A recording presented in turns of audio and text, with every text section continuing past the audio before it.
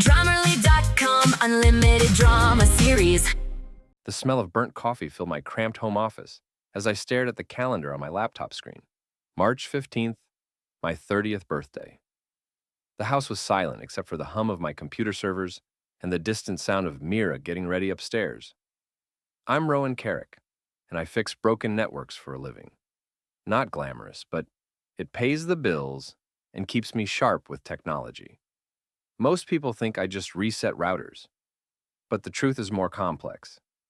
I dig into systems, find problems others miss, and solve puzzles that would make most people quit.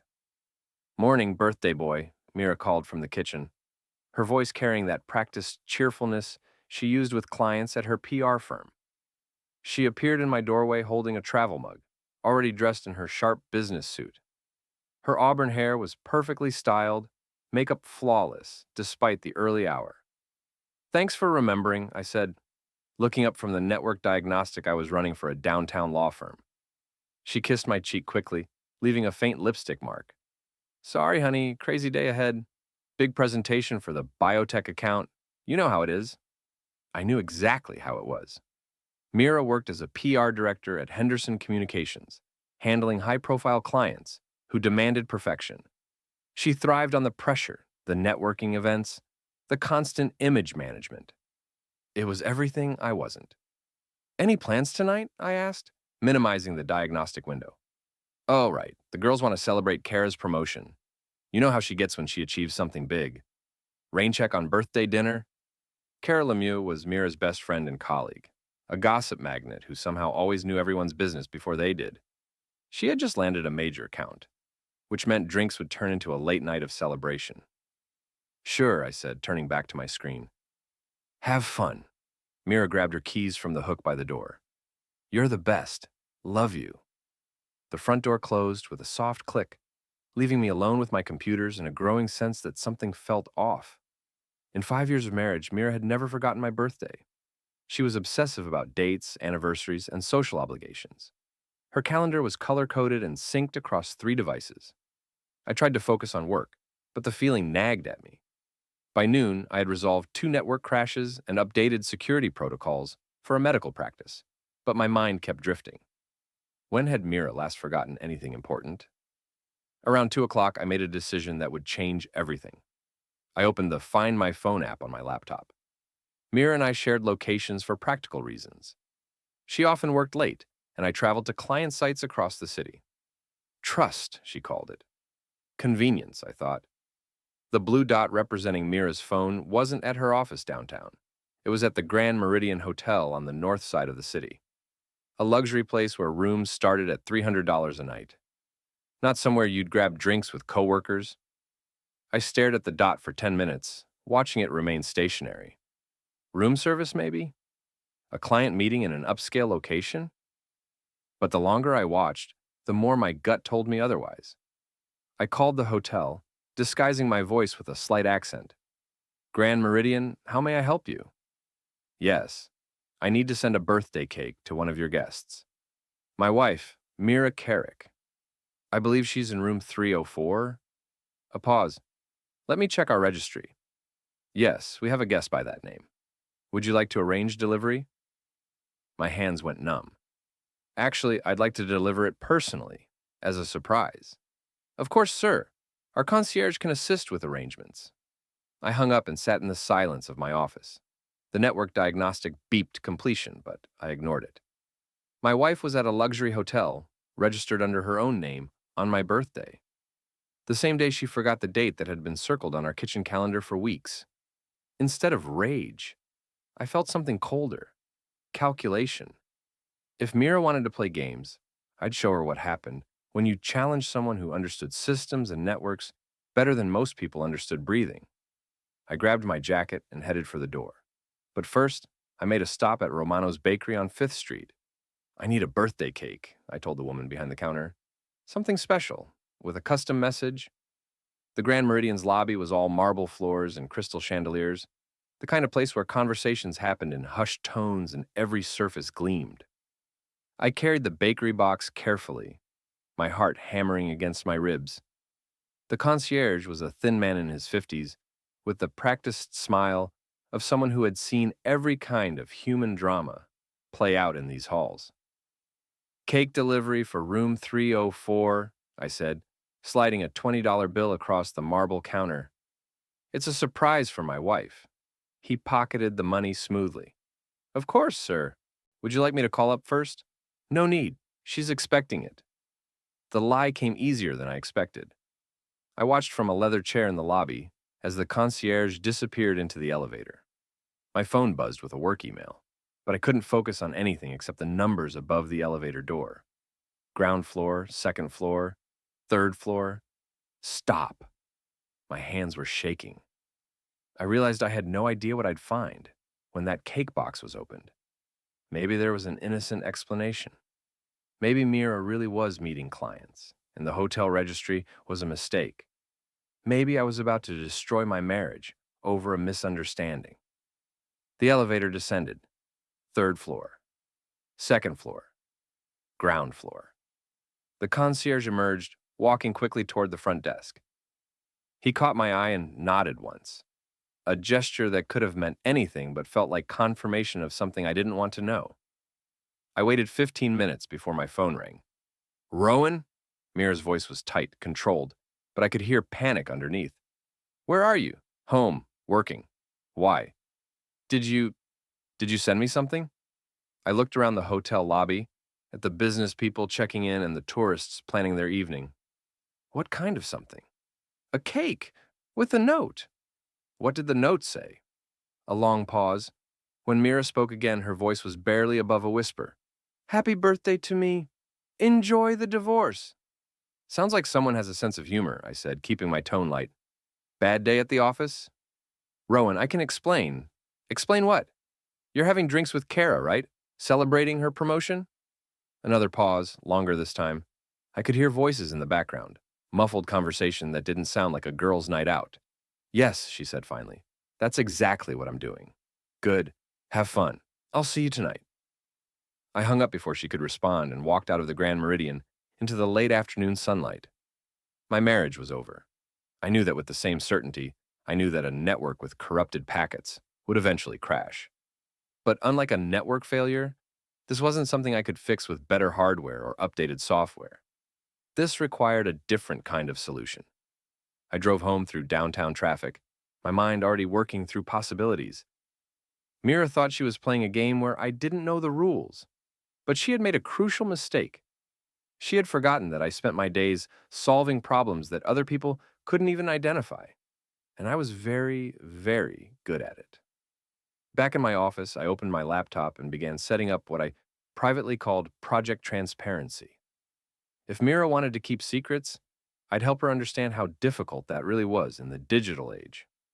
First, I accessed our shared phone plan and enabled call forwarding from Mira's number to a secondary line I controlled. Not to intercept calls, but to create logs of when and where they were made. Then, I activated the backup feature on our shared cloud storage, ensuring that any photos, messages, or documents she thought she was deleting would be preserved. Finally, I sent a text to my old police partner, Derek Huss. Need a favor. Can you recommend a good private investigator? His response came back within minutes. Red Sanchez. Discreet and thorough. What kind of trouble are you in? The kind where I need to know the truth, I typed back. The worst kind. I'll send you his number. By the time Mira came home at nearly midnight, I had established a surveillance network that would make the NSA proud. She found me in the living room, reading a technical manual on network security. Hey, she said, dropping her purse by the door. Sorry I'm so late. You know how Kara gets when she's celebrating. I looked up from my book. Mira's makeup was smudged, her hair slightly mussed. Her blouse had a wrinkle across the front.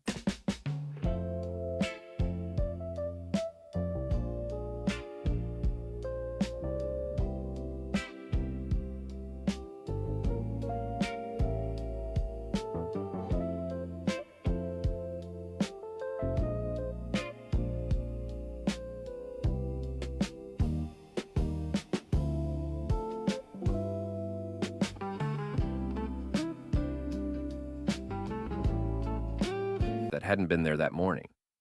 How was the promotion party? I asked. Oh, loud music, overpriced drinks, The usual. She sat on the couch next to me, and I caught a scent that wasn't her usual perfume. Something heavier, more masculine. Sounds fun. Sorry I missed it. She leaned over and kissed my forehead. Happy birthday, by the way. I'm sorry I was so scattered this morning. I'll make it up to you this weekend. No problem, I said, closing the manual. These things happen. But as I watched her head upstairs to shower, I knew that nothing about this situation was going to be solved by weekend plans or makeup dinners. Mira had crossed a line, and now we were both going to live with the consequences. I just wasn't sure she understood that yet. Red Sanchez looked exactly like what you'd expect from a private investigator who worked out of a strip mall office between a tax preparation service and a nail salon. Weathered face, cheap suit, eyes that had seen too much and believed too little. Cheating spouse? He asked, not looking up from the paperwork I'd filled out. Suspected cheating spouse, I corrected. I need proof before I make any decisions. They're all cheating, Red said, finally meeting my eyes. Question is whether you want to know the details or just the basics. Details cost more. I slid an envelope across his desk. I want everything. Photos, locations, times, names, complete documentation. He opened the envelope and counted the bills inside. This'll get you 2 weeks of surveillance. What's the target's routine? I gave him Mira's schedule, her usual routes, the places she frequented. As I talked, Red took notes in a shorthand that looked like a foreign language.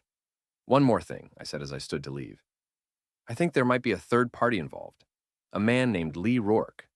He's a venture capitalist, drives a silver Maserati, lives in the Pinnacle Towers downtown. Red's eyebrows went up slightly. Rourke? I know that name. High-profile guy. This could get complicated. How complicated? The kind where powerful people don't like being embarrassed. You sure you want to go down this road? I thought about the cake delivery, about Mira's panicked phone call, about the lies that came so easily to her now. I'm sure. That was Tuesday. By Friday, Red had earned every dollar I'd paid him. The photos were damning. Mira and Lee entering the Grand Meridian together. Mira and Lee having lunch at an upscale restaurant across town. Mira and Lee in what appeared to be an intimate conversation in the parking garage of her office building. But the real evidence was in the details Red had uncovered. Hotel receipts dating back 3 months. Restaurant reservations made under false names. A pattern of deception that was both sophisticated and sloppy. Your wife's not as careful as she thinks, Red said, spreading the photos across his desk. She's been using the same credit card for everything. Amateur mistake. I studied the images, feeling a strange detachment. The woman in these photos looked like Mira, but she seemed like a stranger. The Mira I married wouldn't have been capable of this level of deception. What about Rourke? Interesting guy. Made his money in tech startups, but he's got a reputation for risky behavior. 3 previous relationships that ended badly. 1 lawsuit from a business partner who claimed Rourke stole proprietary information. So he's done this before. Guys like Rourke see what they want and take it. Your wife probably isn't his first married conquest. I gathered the photos and documents, feeling the weight of evidence in my hands. This was the moment of truth. I could confront Mira directly, demand explanations, try to salvage what was left of our marriage. Or I could do something else entirely. I need one more favor, I told Red. I want to know about Mira's work situation, her boss, her colleagues, her clients, everything. That'll cost extra. Bill me. Over the weekend, while Mira made a show of planning a belated birthday celebration, I researched her professional life with the same thoroughness I brought to network diagnostics. Henderson Communications was a mid-sized firm with big ambitions and a reputation for aggressive client management. Mira's boss, Janet Halbert, was known for demanding perfection and zero tolerance for scandal. More importantly, I learned that Mira was up for a promotion to senior director, a position that would come with a significant salary increase and stock options, the kind of career advancement she'd been working toward for years. By Sunday night, I had a plan. Honey, Mira called from the kitchen, can you come help me with dinner? I found her at the stove, stirring something that smelled like the pasta sauce she made for special occasions. She was wearing the blue dress I'd bought her for Christmas, and her hair was styled the way she wore it for important client meetings. This looks elaborate, I said, leaning against the counter. Well, it's a special occasion. My husband's birthday, even if we're celebrating a few days late. She smiled, and for a moment I almost believed that the photos in my office were some kind of mistake. This was the Mira I'd fallen in love with. Warm, attentive, beautiful. But then I noticed the way she avoided direct eye contact, the slight tension in her shoulders. I got you something, she said, pulling a wrapped box from behind the bread container. I opened it to find an expensive watch, the kind I'd mentioned liking months ago but would never buy for myself. Mira, this is too much. Nothing's too much for you, she said, standing on her toes to kiss me. I'm sorry I've been so distracted lately. Work has been intense, but things should calm down soon. I put on the watch and admired it, wondering if she'd bought it before or after her afternoon with Lee Rourke. It's perfect, I said. Thank you. We had dinner by candlelight, talking about everything except the elephant in the room. Mira told me about her projects at work, her hopes for the promotion, her plans for redecorating the guest bedroom. I listened and responded appropriately, but part of my mind was 2,000. I didn't get any jewelry. I was ending With a it. diamond goodbye gift? Watch more on Grammarly.com. already focused on Monday morning. That night, as Mira slept beside me, I stared at the ceiling and made my final decision. She wanted to play games with our marriage? Fine. But she was about to learn that I was much better at games than she realized. And unlike her, I played to win. Monday morning brought the kind of gray, drizzling weather that made everything look washed out and tired. I watched from my office window as Mira drove away in her sedan, probably heading to another client meeting that would somehow involve Lee Rourke and the Grand Meridian Hotel. I waited 30 minutes, then made my first move. The email to Janet Halbert was carefully crafted, professional, concerned, and completely anonymous. I sent it from a temporary account that couldn't be traced back to me. Ms. Halbert, I thought you should be aware of some activities involving one of your senior staff members that could potentially impact Henderson Communications' reputation. Please see the attached documentation. The attachments included 3 of Red's photos. Nothing explicit, but clearly showing Mira and Lee in compromising situations. I also included copies of the hotel receipts and restaurant reservations, with dates and times highlighted. The second email went to Lee's business partners at Pinnacle Ventures. Same approach, different angle. Gentlemen, I believe you should be aware of Mr. Rourke's recent activities, which may present liability issues for your firm. I sent both emails at 9:15 a.m., then settled back to wait. The response was faster than I expected. By 10:30, my phone was ringing. Rowan? Mira's voice was tight with panic. Are you home? Yeah, just working. Why? I need to ask you something, and I need you to be completely honest with me. I could hear office noise in the background. Phones ringing, conversations, the general buzz of a busy workplace. Okay. Did you send any emails this morning to anyone about me? What kind of emails? Pictures, documents, things about my personal life. I let the silence stretch out, counting heartbeats. Mira, what are you talking about? What pictures? Someone sent information to Janet about me and she stopped, realizing she was about to admit something she couldn't take back. About you and what? Nothing, never mind. It's probably just some misunderstanding. Are you in trouble at work? No, maybe, I don't know. Look, I have to go. We'll talk tonight. She hung up before I could respond. I sat back in my chair, feeling a grim satisfaction. The first domino had fallen. My phone buzzed with a text from Red Sanchez. Saw your handiwork on the morning news. Pinnacle Ventures stock took a hit. You sure you want to escalate this? I texted back. Just getting started. The afternoon brought more developments. Mira called twice more, once to ask if I knew any lawyers, and once to tell me she'd be working late again. Both calls were brief, distracted, and full of barely controlled panic. At 4 p.m., I made my second move. Kara Lemieux answered her phone on the third ring. Rowan, is everything okay? Mira's been acting strange all day. That's actually why I'm calling, I said, keeping my voice concerned but not accusatory. I think she might be in some kind of trouble, and I'm worried about her. What kind of trouble? Someone's been spreading rumors about her. Photos, documents, things that could hurt her career. I think it might be connected to that Lee Rourke guy. A pause. How do you know about Lee? The question hung in the air like smoke.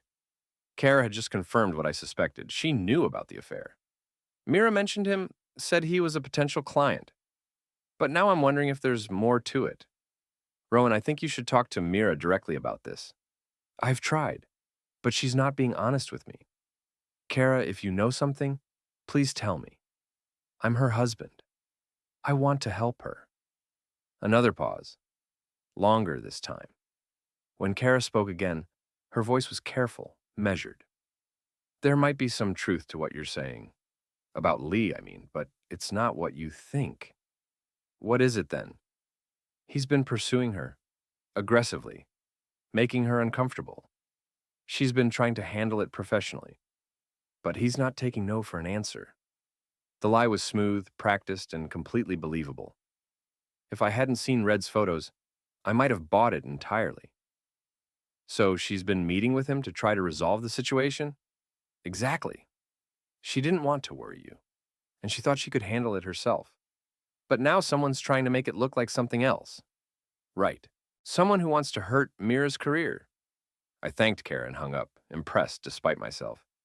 She was good, taking the truth and spinning it just enough to create plausible deniability. But she had also confirmed that she was complicit in the deception. That evening, Mira came home looking like she'd aged 5 years in one day. Her usually perfect appearance was disheveled, her makeup worn off, her professional confidence replaced by something that looked like fear. Rough day? I asked, looking up from the network security manual I was reading.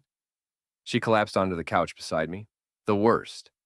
Someone's trying to sabotage me at work, spreading lies, making up stories about me and clients. What kind of lies? Inappropriate relationships, conflicts of interest, complete fabrications, but Janet's taking them seriously. I closed the manual and turned to face her. Do you have any idea who might be doing this? No. Maybe a competitor trying to steal our clients, or someone from a rival firm. She rubbed her temples like she was fighting a headache. I just don't understand why someone would target me specifically. What did Janet say? She's launching an investigation, reviewing my client interactions, checking my expense reports, the whole thing. She says it's just procedure, but I could lose the promotion. I could lose my job. I reached over and took her hand. Her skin was cold, clammy with stress. We'll figure this out, I said. Whatever's happening, we'll deal with it together. She squeezed my hand gratefully, and for a moment, I almost felt guilty about what I was doing. Almost.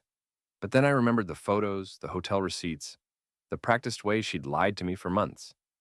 Mira had made her choice. Now, she was going to live with the consequences. The game was just getting started. The next 2 weeks unfolded like a carefully orchestrated symphony of consequences. Each day brought new developments, new pressure points, new ways for Mira's carefully constructed deception to crumble. Janet Halbert's investigation moved quickly. Within days, she had uncovered the hotel receipts, the questionable expense reports, and the pattern of meetings that didn't align with Mira's official client list. More damaging was the discovery that Lee Rourke had never actually been a legitimate client prospect. Henderson Communications had no record of him in their system. Meanwhile, Lee's situation was deteriorating even faster. His business partners at Pinnacle Ventures were conducting their own investigation, and what they found wasn't pretty. The affair with Mira was just the latest in a pattern of reckless behavior that included questionable investment decisions and potential conflicts of interest with other portfolio companies. I watched it all unfold from my home office, monitoring the situation through news reports, social media, and the occasional update from Red Sanchez. It was like watching a controlled demolition, everything collapsing in exactly the sequence I had planned. But Mira wasn't going down without a fight. I know it's you, she said one evening, standing in the doorway of my office with her arms crossed. The emails, the photos, the investigation, you're behind all of it. I looked up from the server maintenance I was performing for a medical practice downtown. I'm behind what? Don't play stupid, Rowan. I know you found out about Lee, and now you're trying to destroy my career. Found out what about Lee? She stared at me for a long moment, her jaw clenched with frustration. We both knew she couldn't answer that question without admitting to the affair. "You're making a mistake," she said finally. "You think you're punishing me, but you're going to hurt yourself too. Our finances are connected. Our lives are connected. If I lose my job, we both suffer." "Then maybe you should have thought about that before you started lying to me." The words hung between us like a challenge. Mira's face went through a series of expressions: anger, fear, calculation, and finally something that looked like resignation. "What do you want?" she asked. "I want the truth." "And then what? You'll call off your attack dogs?" I saved my work and turned to face her fully. "Mira, I haven't attacked anyone. If you're having problems at work, maybe it's because your choices have consequences." "My choices?" Her voice rose. "What about your choices? Spying on me, hiring investigators, sabotaging my career. What kind of marriage is that? The kind where one person forgot their wedding vows?" She flinched as if I'd slapped her. For a moment, I saw past the anger and defensiveness to the woman I'd married 5 years ago. But that woman was gone, replaced by someone who could lie to my face while planning her next deception. "I never meant for this to happen," she said quietly. "But it did happen. For months. With planning and hotel reservations and elaborate cover stories. Lee pursued me. He wouldn't take no for an answer. So you decided to say yes instead?" Tears started forming in her eyes, but I couldn't tell if they were genuine or calculated. With Mira, the line between authentic emotion and performance had become impossible to distinguish. "I made a mistake," she said. "A terrible mistake. But we can fix this. We can go to counseling, work through our problems, start over." I stood up and walked to the window, looking out at the street where we'd lived together for 3 years. Normal houses with normal families dealing with normal problems. Not this elaborate web of deception and revenge. "It's too late for that," I said without turning around. "It's not too late. It's never too late if we both want to save our marriage." "Do we both want that?" "I do. I want us to work." I turned back to face her. "Then why haven't you ended it with Lee?" The question caught her off guard. Her mouth opened, then closed, then opened again. "I have ended it." "When?" "When this whole investigation started. When I realized what I was risking." "So, you ended it because you got caught, not because it was wrong." "That's not fair." "None of this is fair, Mira. That's the point." We stared at each other across the office. 5 years of marriage reduced to this moment of complete honesty. No more lies, no more pretenses, no more games. "What happens now?" she asked. I walked to my desk and opened the bottom drawer. Inside was a manila folder containing divorce papers I'd had prepared the week before. I set it on the desk between us. "Now you decide what kind of person you want to be going forward." Mira looked at the folder like it was a snake that might bite her. "You're really going to do this?" "I already did it. The question is whether you're going to make it easy or difficult." She picked up the folder with shaking hands and flipped through the pages. Her face went pale as she read the terms. Fair, but final. With no room for negotiation or reconciliation. "This is what you want? This is what you chose when you registered at that hotel under your own name?" "I never wanted to hurt you.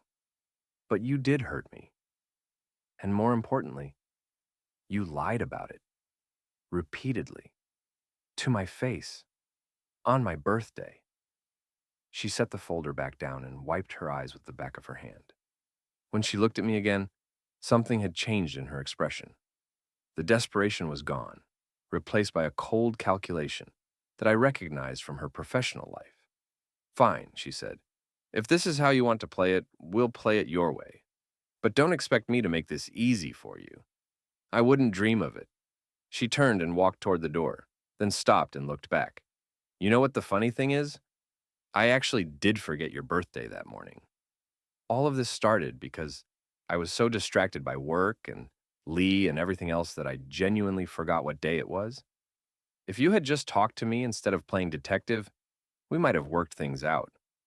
"Maybe," I said, "but probably not." She nodded once, as if confirming something to herself, then left the office. I heard her footsteps on the stairs, the sound of her moving around in our bedroom, and finally the front door closing. I sat back down at my desk and returned to the server maintenance, but my hands were shaking too badly to work effectively. After 5 years of marriage, it was over. Not with screaming or violence or dramatic confrontations, but with legal documents and cold honesty. My phone buzzed with a text message. It was from Mira. The cake was a nice touch. Happy birthday, Rowan. I hope it was worth it. I looked at the message for a long time before deleting it. Then, I opened my laptop and began the process of changing all our shared passwords and accounts. If Mira wanted to play hardball, she was going to discover that I was much better at it than she realized. The game was over, but the cleanup was just beginning. 3 months later, I was sitting in my new apartment across town when Derek Huss called with an update. Thought you'd want to know, he said. Lee Rourke's firm went under last week. Turns out the affair with your ex-wife was just the tip of the iceberg. FBI's investigating him for securities fraud now. And Mira? Last I heard, she was working at a small firm in Cleveland. Took a big step down from her old job. I thanked Derek and hung up, feeling neither satisfaction nor regret. Justice, I'd learned, was less satisfying than revenge, but it was more permanent. My new life was quieter, simpler, and completely honest. I had my work, my computers, and the knowledge that I had faced a crisis with integrity intact. It wasn't the life I had planned, but it was the life I had chosen. And unlike my marriage, it was built on truth.